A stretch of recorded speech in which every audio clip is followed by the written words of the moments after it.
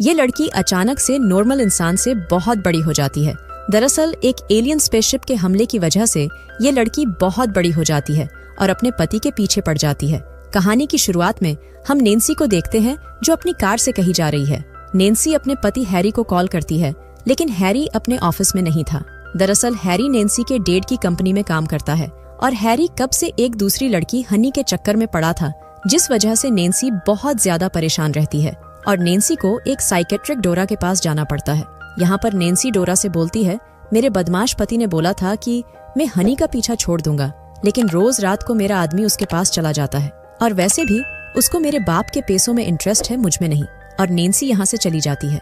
इसके बाद नैन्सी अपने पति को ढूंढते हुए हनी के घर आ जाती है और जोर जोर से चिल्लाने लगती है। तभी एक आदमी नैन्सी को बताता है कि हैरी यहाँ पर नहीं है और नैन्सी उदास होकर यहाँ से चली जाती है। इसके बाद हम हैरी को देखते हैं जो हनी के घर में उसके साथ मजे कर रहा था और यहाँ पर हमें पता चलता है कि हैरी अपनी बीवी को रास्ते से हटाना चाहता है और उसके बाप के पैसों से हनी के साथ मौज मस्ती करना चाहता है। इधर नैन्सी अपने घर जा रही थी, तभी रास्ते में नैन्सी के सामने अचानक से एक एलियन स्पेसशिप आ जाती है। नैन्सी स्पेसशिप देखकर यहाँ से भागने की कोशिश करती है।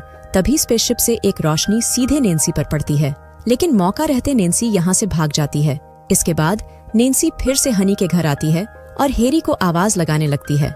तभी यहाँ पर दो शेरिफ आ जाते हैं, तो नैन्सी इनको बताती है कि मैंने हाईवे पर एक बहुत बड़ी एलियन स्पेसशिप देखी है। इसके बाद एक शेरिफ हैरी के पास जाती है और बोलती है कि तुम्हारी बीवी ने एक एलियन स्पेसशिप देखी है।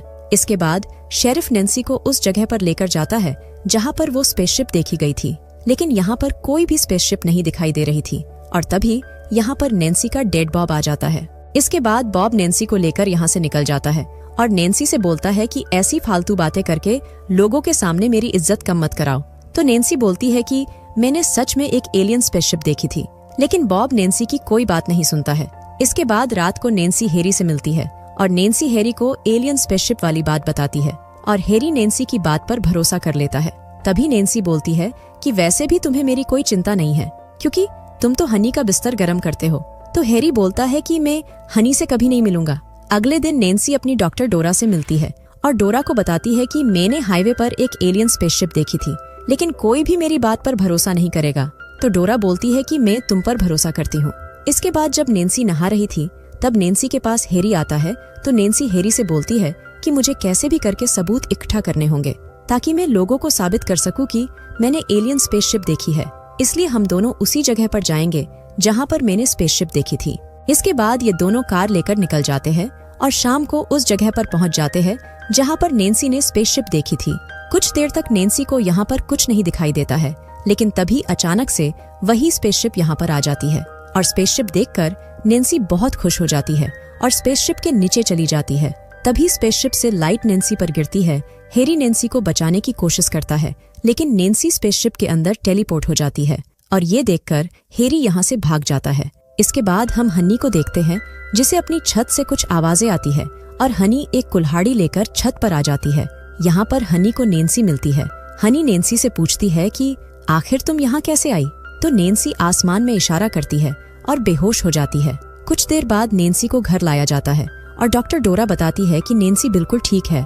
तभी यहाँ पर नैन्सी आ जाती है और बोलती है कि मैं पागल नहीं हूँ, आप सभी को मेरी बात पर भरोसा करना हो। चलने के लिए बोलता है ताकि हम तुम पर अच्छे से नजर रख सके, लेकिन नैन्सी विक्टर को मना कर देती है।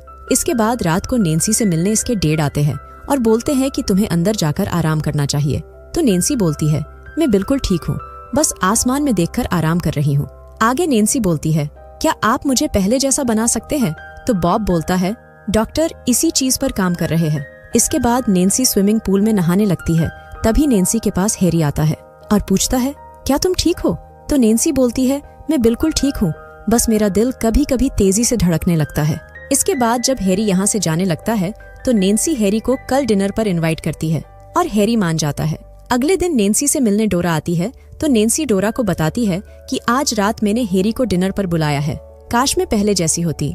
ये बात सुनकर डोरा को अच्छा लगता है। इसके बाद विक्टर डोरा और नैन्सी को बाहर बुलाता है और हम देखते हैं कि विक्टर के हाथ में एक बहुत बड़ा इंजेक्शन था। इसके बाद नैन्सी बाहर आती है और विक्टर से इंजेक्शन के बारे में पूछती है, तो विक्टर बताता है कि इसमें कुछ विटामिन और खनिज पदार्थ है। तभी डोरा बोलती है कि नैन्सी को इसकी कोई जरूरत नहीं है। तो विक्टर बोलता है कि मेरे पास नैन्सी के पति की परमिशन है और तुम्हारे पिता की भी। तो नैन्सी बोलती है मेरी परमिशन का क्या, और नैन्सी इंजेक्शन छीन लेती है और विक्टर को डराने लगती है। इसके बाद नैन्सी इंजेक्शन फेंक देती है और यहाँ से चली जाती है। इसके बाद रात को हैरी नैन्सी के पास आता है और ये दोनों बैठकर डिनर करने लगते हैं। यहाँ पर नैन्सी हैरी से पूछती है कि आखिरी बार हमने कब ऐसे डिनर किया था। तो हैरी बोलता है हमने कई बार अकेले ऐसे डिनर किया है। आगे नैन्सी हैरी से बोलती है क्या तुमने गुलिवर की यात्रा के बारे में सुना है। तो हैरी बोलता है मैंने इसकी बुक पढ़ी थी। तो नैन्सी बोलती है कि मैंने अपने आप को गुलिवर के रूप में सोचना शुरू कर दिया है और अब सभी लोग मुझे छोटे छोटे खिलौने लगते हैं। और नैन्सी बहुत सारी बातें करती है। तभी हैरी बोलता है तुम पागल हो चुकी हो और वैसे भी तुम एक बहुत बड़ी गलती हो। ये बात सुनकर नैन्सी को बहुत गुस्सा आता है और नैन्सी गाड़ी उठाकर फेंक देती है। इसके बाद हैरी बोलता है कि तुमसे तो बेहतर हनी है, दिखने में भी और बिस्तर पर भी। और ये दोनों लड़ने लग जाते हैं जिस वजह से नैन्सी को बहुत ज्यादा गुस्सा आता है और तभी नैन्सी बेहोश होकर गिर जाती है। इसके बाद हम बॉब को देखते हैं जो अपने प्रोजेक्ट पर बिजी था और इसे नैन्सी की जरा भी फिक्र नहीं थी। इधर हैरी हनी के साथ मजे कर रहा था और हनी हैरी के लिए मुजरा कर रही थी। कुछ देर बाद नैन्सी को होश आ जाता है और नैन्सी अपने आदमी हैरी को ढूंढते हुए शहर की तरफ आ जाती है। तभी रास्ते में नैन्सी को डोरा और शेरिफ मिलते हैं। नैन्सी इनसे हैरी का पता पूछती है तो डोरा नैन्सी को शहर की तरफ जाने से मना करती है, लेकिन नैन्सी यहाँ से निकल जाती है और सीधे हनी के घर आ जाती है।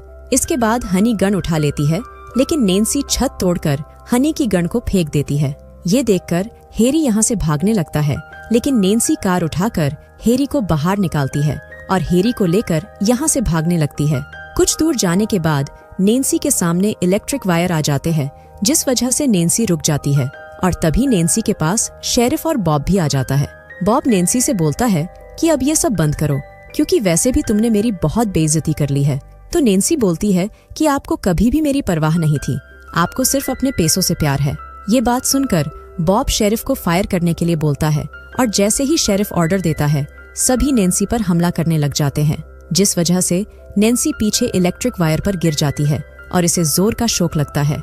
लेकिन अचानक से यहाँ पर वही एलियन स्पेसशिप आ जाती है और नैन्सी और हैरी को अपने अंदर टेलीपोर्ट कर लेती है। सभी लोग ये देखकर हैरान हो जाते हैं और स्पेसशिप यहाँ से चली जाती है।